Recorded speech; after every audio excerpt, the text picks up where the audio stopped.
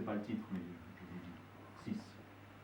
Acceptez-vous de passer dans ce portique qui détecte les drogues? La question est rhétorique. Petite éternité d'enfermement, claustrophobie, succion, aspiration sur les moindres particules de vêtements. Heureusement, on ne détecte pas encore un poète à la machine. Depuis qu'on en distribue aux serviteurs zélés de grade inférieur, que quelqu'un refuse les stock options, nous reproche-t-on dans un bureau climatisé. Comme si enfant déjà, en m'endormant, je rêvais de la richesse abondante procurée par un cours d'action à la hausse.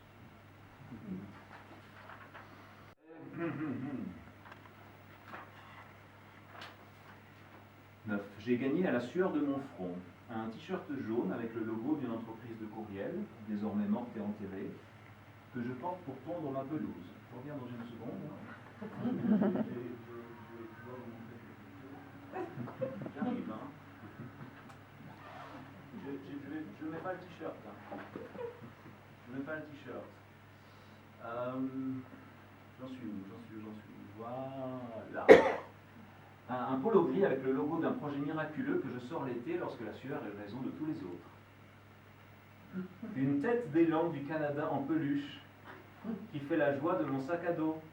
Un sac à dos justement, modèle haut de gamme pour transporter un ordinateur que je laisse enfermer à clé dans mon bureau.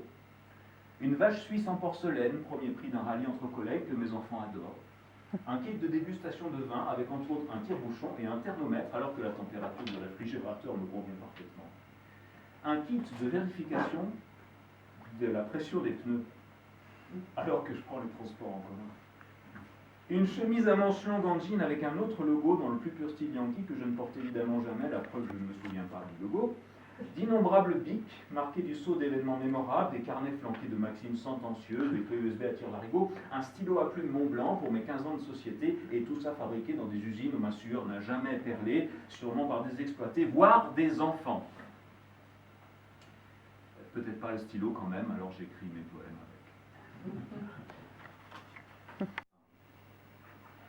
Je t'aime, ô toi, mon casque main libre, qui me protège des regards indiscrets pendant les trop nombreuses conférences téléphoniques. Et j'en mêle avec volupté mes doigts dans le tortillon de ton câble. Je te nettoie avec ferveur tous les jours, toi mon accessoire adoré, fidèle répéteur aveugle de voix distante.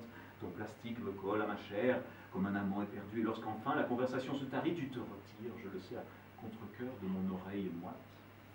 Grâce à toi, j'ai pu consulter mon compte en banque, rêvasser en écoutant à moitié, avaler rapidement mon déjeuner ou me curer le nez, tout ça dans la plus parfaite discrétion. Dire qu'on me propose de te remplacer par un modèle Bluetooth, c'est évidemment hors de question. 23. La porte de mon bureau est toujours ouverte. On y entre quand on veut, symbole de l'accessibilité, de la hiérarchie et d'un style de management participatif. Son vrai prénom, c'est Jean-Marc. Il me l'a confié il y a quelques mois lors d'un dîner entre collègues. Sa famille vient du Québec, mais il vit aux États-Unis depuis longtemps. Enfin, il vivait. Parce qu'hier soir, on l'a retrouvé mort sur une aire d'autoroute, entre le bureau et sa maison ancienne qu'il avait patiemment restaurée. Son vrai prénom, c'était Jean-Marc.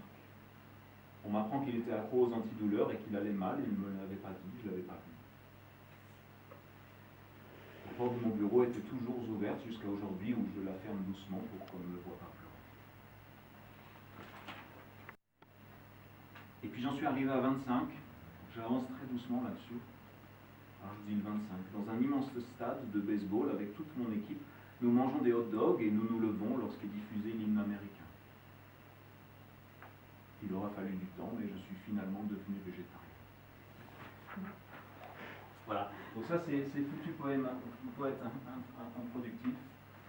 On en est où du temps, l'homme?